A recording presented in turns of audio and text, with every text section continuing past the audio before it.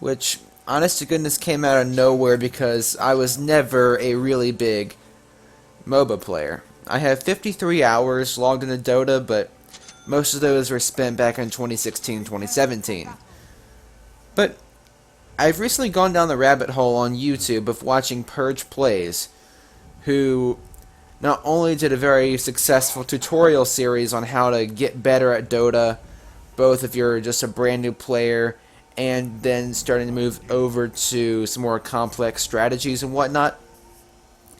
He also does individual videos where he plays different heroes. So you get to see how a player who's experienced with pretty much everybody plays a hero you might be interested in.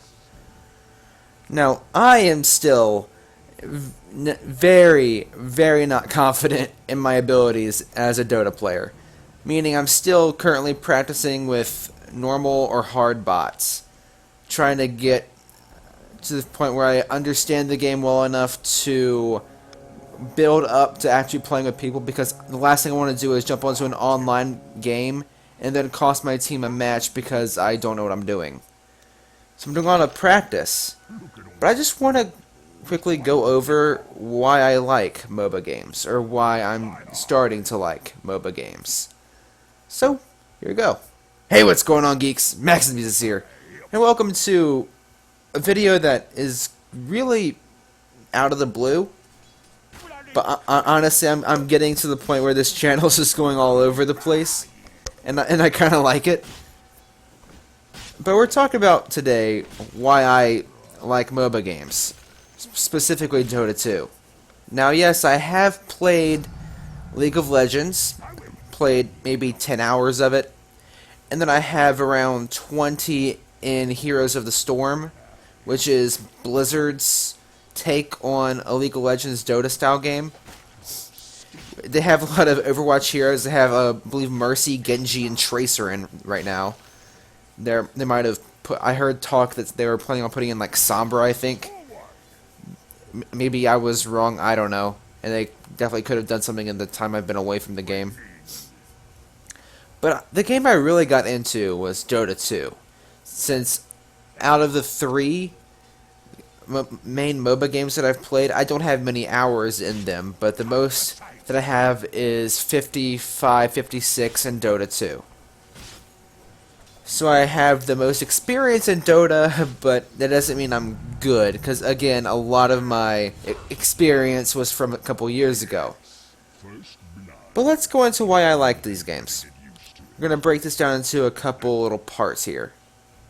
So firstly, I don't know if you all know this or not, but I really like strategy games. I like being able to think about moves 2 or 3 steps ahead before they even happen.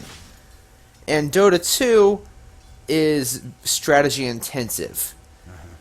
You have to plan ahead what you're going to do before you do it, and think before you act. You've got to understand the game's mechanics and understand placement of your character and your abilities to make sure that they are beneficial to not only yourself, but for your team and overall for the game. It's a constant balance of which item or which ability used this time is going to really turn the tide of things. Which item purchased is going to help me in the long run. What's going to keep me alive, what's going to help me assist my team in team fights, what's going to help me keep my lane from getting overwhelmed by the enemy. What is the best course of action? I like being able to plan these things out. And Dota 2 is, like I said, strategy intensive, and also requires a lot of teamwork. The handful of online matches I played were incredibly teamwork intensive.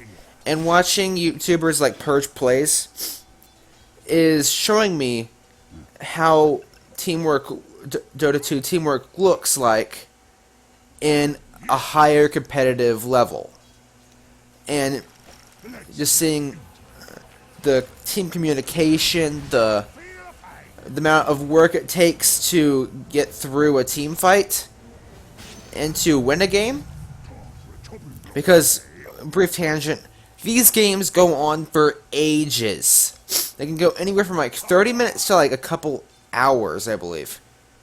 It really depends on the skill level of each team, and just things that happen in the game. You know, one of the mechanics is you destroy the enemy barracks, your team's creeps get supercharged. So, are you dealing with supercharged creeps? Are you dealing with all towers, or have you lost a few? The more interesting games I've watched are when teams lose like a tower or two and are mounting this insane defensive to maintain what little they have left. It's really suspenseful and it's really cool to watch. And while no bot match can adequately recreate that and the tension that an actual game would, because bots behave obviously different than actual people would. They aren't as aggressive in some cases, or sometimes they are super aggressive. They're unpredictable, but and yes, people are unpredictable too. But the main difference between bot and person is that bots will make decisions that people won't. They'll charge you dead ahead like this. They'll run back and forth, not focusing on creeps, not trying to last hit, not trying to do anything. They'll just kind of wander around and then only attack once the player gets close. And even then, they'll sometimes try to like run away, which doesn't always help them.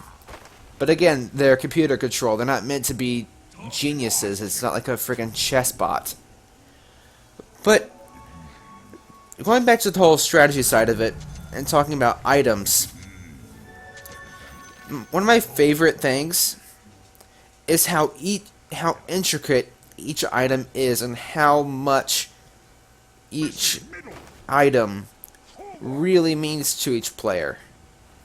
Some items will give you healing capabilities, others will boost your strength, your defense, your movement speed, whatever.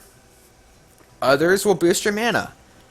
And others allow you to teleport, phase through things, levitate, jump over cliffs.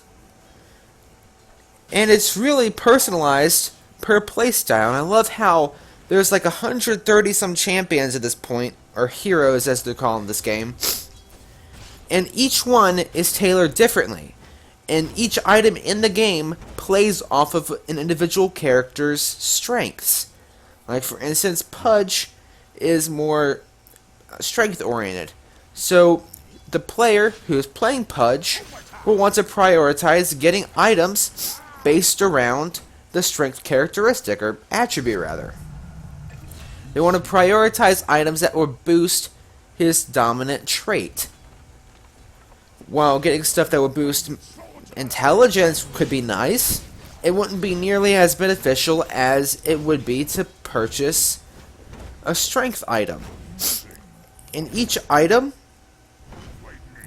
is tailored around a hero, which really makes your freedom, your choices that you make in each fight and in each game meaningful. And I know that League of Legends definitely has some complexity to it, which is why I believe it is still the world's most popular video game, other than like Fortnite and Minecraft. And then Dota 2 is up there somewhere as well. But honestly, I prefer Dota over it. That is, again, because I have most experience in it, but I just like Dota. Alright. But I love how complex the item system is. I'm still learning how to use it, obviously. I'm not making the best purchases because, again, while I do have a decent amount of time put into it, it's nowhere near the point where I would even consider myself even decent at the game. Because, again, I'm still playing against bots because I don't trust myself to play with other people because I'm not good enough. And I, like I said, don't want to cost an actually good team a match because I'm not good. So I'm going to keep practicing with heroes I'm interested in, and then eventually migrate over to actual people games. So the heroes I'm currently working on, this provides such a good transition into another thing I want to talk about. The heroes. I love how diverse each one is. And there seems to be a decent balance with all the heroes. I haven't felt like anybody's overpowered or anybody's, broken or unbalanced. Everything seems fine. The character balance is good, and it keeps the game fun. And as each hero continues to level up and progress in the game, their abilities become, of course, stronger, and they get more abilities to use. I just love how this kind of system works. I'm a big fan of this game, if you can't tell, even though I'm not good. It's fun, and I love how unique each character is, and how they each have their own personality alongside them. That's one thing that made Overwatch really special, is that not only was it a different style of FPS game, but it felt like each hero had its own personality. The same was the case with TF2, where each class had a distinct personality to them. You can see the same for games like League of Legends and Dota. Both games have characters that are unique and creative, that you can become attached to. Pudge is a lot like Roadhog, which is why I feel like I connect with Pudge a little bit more, because I play a lot of Roadhog. For the longest time, Roadhog was my tank main, until Sigma came along. So being able to have a character in another game that is similar to Roadhog, to something I'm familiar with, is great. Especially when I'm generally out of the loop when it comes to MOBAs. So having at least a little bit of familiar I can't speak English right now, but having a little bit of being a little bit familiar with a character is definitely helpful when moving into unfamiliar territory, which is this game. But I love all the heroes. And I also understand that not every hero is created equally. Not every one of them will be good. There are definitely some characters that are underpowered and are not viable picks. My former main was Breadmother, and Breadmother is a really weird character to play. I did a couple of bot matches with Breadmother, and it didn't turn out too well, because it's just such a weird character. I had much better luck when playing characters like Pudge, Abaddon, Sniper, Bounty Hunter, and what was the other? Nature's Prophet. But I was not very good at. I was not good at Breadmother. And then Shadow Fiend. I like both characters, but I'm just not good at them. And I'll just need more practice with them. And that's fine. Because again, I need a lot more practice with a lot of things anyway. So I hope over time I can get better at the characters I was formerly interested in, like Breadmother for example. But over time I hope also to understand like item placements and utilizing these runes better, and rationing gold better, and all sorts of better strategies and plans. And again, playing with bots, you don't have to communicate with a bot. You don't have to plan things out. You just have to do you. And then occasionally, they'll, need help to secure a lane, so you'll have to book it over there to help them. That sort of thing. And they'll do their own teamwork and team play. Sometimes they'll go into the jungle and they'll do nothing for a good 10 minutes, and then you'll see him again somewhere halfway across the map again, actually killing half the team. I noticed Purple on the minimap for a good 2 minutes there, was just standing in the middle of the jungle. I don't know if it was jungling or not, or I have seen them just sometimes outright freeze up and do absolutely jack squat for a good like 5 minutes, and then they'll show up again at complete random, like level 20, and they'll just wipe the floor with everybody. So again, it's the bots are random, and they're hard to really plan around. Sometimes they'll work well, sometimes they'll just go off, do their own thing. Their lane gets overwhelmed because they decided to bail to do whatever it is they were trying to do. And I know that people have the habit of, wanting to be play of the game, be MVP, whatever. And they'll try to run off and play hero. Because that's what people want to do. They want to be in the spotlight. So people will do stupid things, of course, but unless somebody goes AFK, I have yet to see an actual person in any of the previous games that I can recall just blank out, stand in the middle of the forest, and get eaten alive by bats or something. And again, I'm no better either. I'm not trying to say that I am a sheer prime example of a great player. I'm not. Even against bots, I still make stupid decisions because I overestimate or underestimate them, and then suddenly I realize they're like 3 levels over me, and then they'll just snap their fingers and I don't feel so good anymore. Another thing I like about this game is the scan ability and how it's not as like point and click as it might seem. It's not overpowered to the point where you just put it down and it reveals enemies. No, it doesn't. If there's an enemy in the area, it glows red, which means there is something there, but it doesn't show you what they are or exactly where they are. They're just somewhere in that circle. They could be on the very edge of the circle. It might not be dead epicenter of the circle, so you just don't know.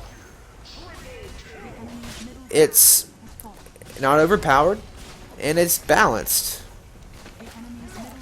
But anyway, I'm going off topic with that.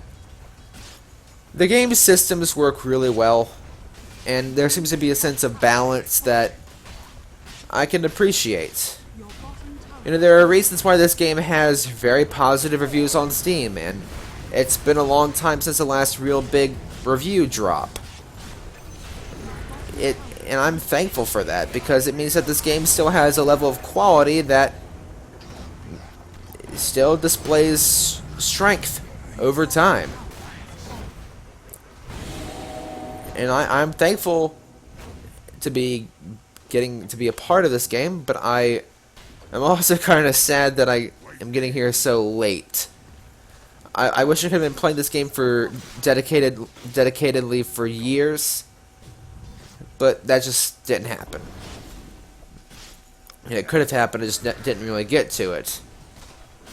Which I kind of regret now, because now I'm trying to get good at it, and I'm like, I had this game for years, but I could have, gotten better had I, played the game. But whatever, it's life. But there are definitely plenty of things that Dota 2 does differently than League of Legends, like the courier system. I mean, who doesn't like to see a donkey Pegasus fly across the map at you to deliver you items? It's a really nice feature to prevent you from having to make a long trek cross map to get to your fountain shop or a secret shop or whatever, or side shop or whatever. And even if it's something like a side shop, it might not even have everything you're looking for. Because like the secret shops have more selection, but the side shops are very limited, and of course the fountain will have everything.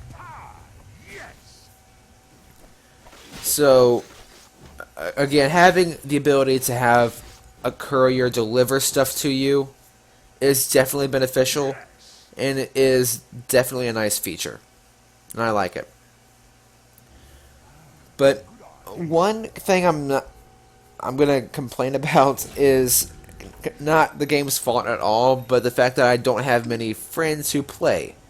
Yes, on my Steam friends list, it might say I have a good amount of people who play Dota 2, but only a handful of them actually play the game frequently, and even fewer of them I'd actually consider friends. Some are just others I've played a couple matches with in other games, and they just happen to play Dota 2 alongside whatever game I met them in. Others are just, random people who friend requested me, and I'm like, okay, sure, you look like a decent person. And then we played like a couple games like TF2 or CSGO or something, and they turned out to be really nice people. But I haven't played Dota 2 with many friends. I used to play with a good friend of mine, but we only played like maybe one game together, and then he stopped playing Dota 2, and I did a lot of practice with bots, and then I just kind of stopped playing Dota 2 as well, as I moved into my big FPS stage, which is when I went like head over heels for CSGO, and then I got really into Rainbow Six Siege. Never got good at it, but I got into it. So I kind of put Dota to the side, even though I wanted to get really good at it. But if I had more friends who played the game, it would definitely make the game more enjoyable for me. Because again, I already love it, but friends make any experience better, and would definitely make them more enjoyable. And definitely have a better experience to play with friends than it would be to play by yourself. So, I'm trying to get other friends into Dota 2 right now. Some are downloading it, some just don't like MOBAs. But I'm thankful for those who, I have a friend who never even heard of MOBAs, or rather didn't know what it was called. Didn't know what the genre was called. So he's like, okay, I'll download it just to give it a try. So I'm thankful for that friend who is willing to give Dota 2 a shot, even though he has no clue what the genre is. But again, I love this game, so I'm hoping for the eventuality of me getting back into the game, into multiplayer, that I'll meet some people, and we'll have some Dota 2 buddies to play with. And I'm also going to open this up to y'all. If y'all play Dota 2 and are willing to play, link to the Discord be in the description, reach out to me. I'll be happy to play with some of y'all if y'all are interested.